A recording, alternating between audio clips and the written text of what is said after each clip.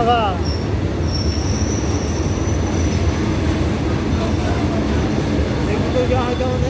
না এটা দাঁড়াবে না এখানে, এটা বোলপুরে দাঁড়াবে। রামপুর এটা বোলপুর দাঁড়ানো তো কথা নয়। এটা রামপুরহাট ইয়ে হয়ে যাবে, বোলপুর হয়ে কলকাতা হবে, কলকাতা বর্ধমান হয়ে।